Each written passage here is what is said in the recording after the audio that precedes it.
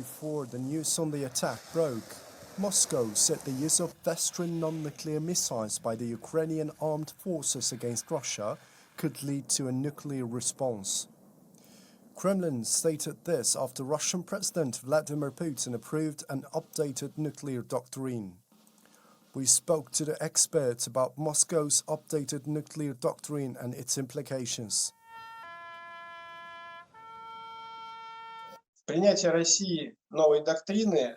The adoption of Russia's new doctrine reflects the changes in the current geopolitical process. It's clear that the doctrine evolves depending on Russia's relations with various international agreements. This includes its relations with NATO countries, the United States, the European Union, and the United Kingdom. The growing tension in these areas is a result of Russia's shift in this doctrine. We understand that the previous doctrine already reflected a challenging period. However, we have now moved from those difficulties to a far more complex process of escalation than what we faced even a few years ago. Many are now emphasizing that the world is on the brink of nuclear war, potentially even closer to it than during the Cuban Missile Crisis of the 1960s. In attempting to prevent a nuclear war, Russia is asserting its firm positions. It warns the opposing side not to gamble with nuclear weapons, not to provoke aggression against Russia, and not to threaten strikes deep into Russian territory. If such actions occur, inevitable conflict will arise.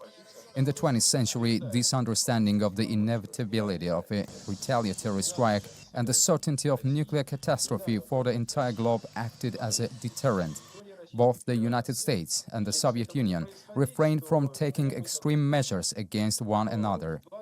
It was clear that the retaliation would follow and there would be no victor. Now, a new generation of Western politicians has departed from this perspective. They believe that nuclear war could result in victory and thus feel emboldened to provoke Russia with various actions. These include authorizing strikes on Russian territory using American weapons and personnel, albeit ostensibly from current Ukrainian territory. For Russia, however, such acts are effectively aggression against it by the opposing side. The status of intermediate and short-range missiles has changed. The status of treaties aimed at controlling the nuclear arms race has also shifted. All of this is reflected in the current doctrine. Russia commits to defending its allies and states that its retaliatory actions could target not only countries with their own nuclear weapons, but also those whose territories serve as launch points for such weapons. It's unnecessary to involve additional forces or international actors in this confrontation. Neither Ukraine, nor Bulgaria, nor Eastern European countries that previously had no nuclear weapons.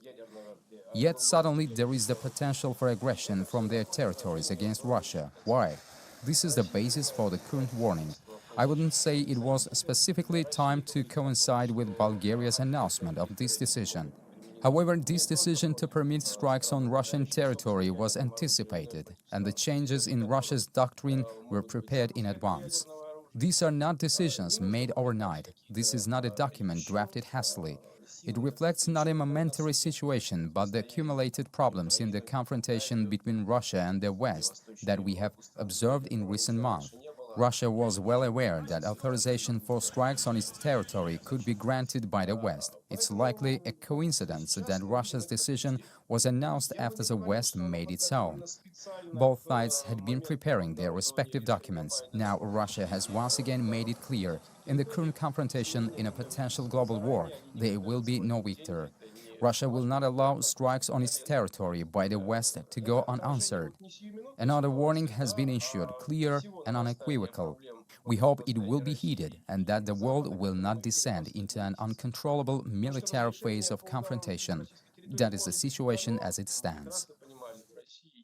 To answer your question, I think it was pretty clear that it was some conversation between American officials and Russian officials, and as it was leaked to American press, we know that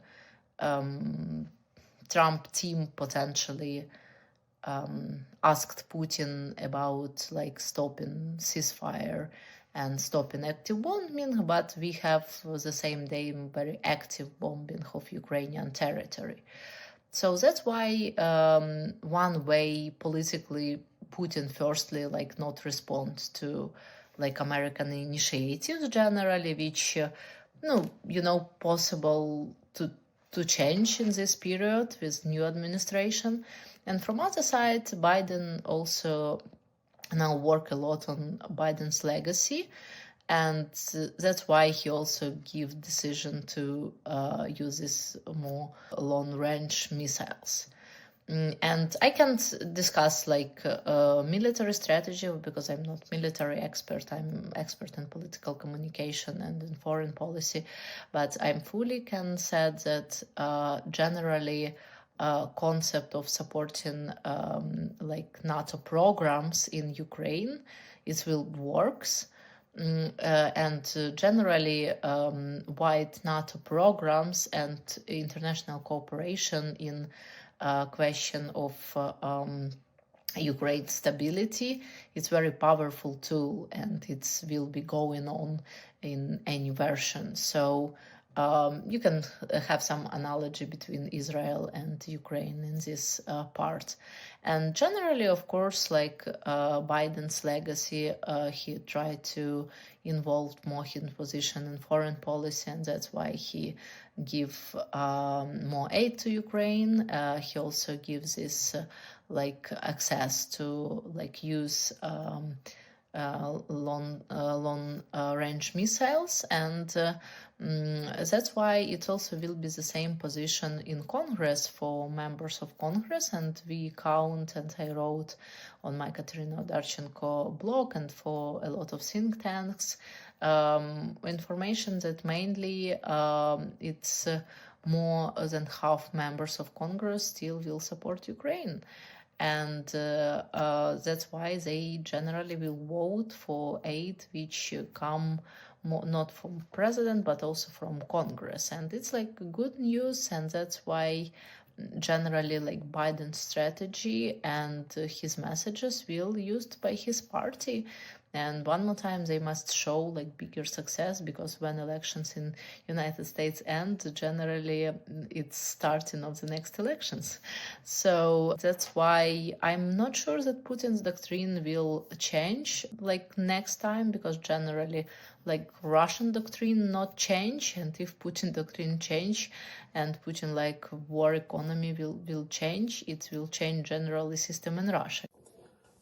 Significant developments are taking place in Russia-Ukraine war. And there are reports, very recent reports, which tell us that the US will provide anti-personnel landmines to Ukraine to stop Russia's advances. And just yesterday, the Russian authorities reported that Ukraine used the American ATACMS or Army Tactical Missile Systems against Russia. And what we see from these recent developments is that the US government, the US administration, is taking a rather strict and aggressive policy against Russia. And how should we understand and make sense of these developments? I think we can look at them from two different perspectives. And the first perspective is about the general course of the war and the U.S. policy regarding the Russian aggression in Ukraine.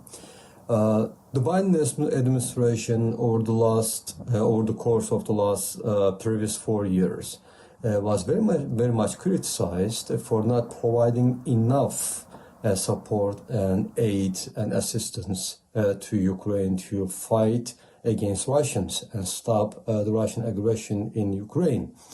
And as the Biden administration is coming to an end, Biden is deliberately and apparently trying to do his best to provide as much support as possible to Zelensky, the Ukrainian president, and to Ukraine to fight against Russians. And this is the first dimension of these recent developments. But there is also the context in which these developments are taking place. The president-elect, Donald Trump, will take over the U.S. administration in a span of about 1.5 months. And we know that Trump has an entirely different perspective to this war. He does not want to support Ukraine militarily, and he does not want this war to continue anymore.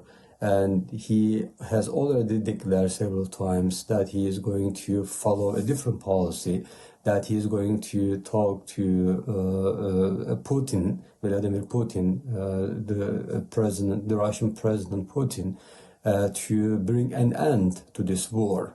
And so the Biden administration and Democrats, before Trump comes to power, before he takes over the administration, I think they are trying to escalate the tension and make it impossible to stop this war diplomatically. And they are, in a sense, trying to make things more difficult for Trump and his administration. I think this is the most significant part of the story, because we also know from recent reports that there is a sort of unrest in Europe and a kind of an exhaustion about this war. Europe does not fully support the American position in this war, especially the continental Europe, because they are suffering from the consequences of the war.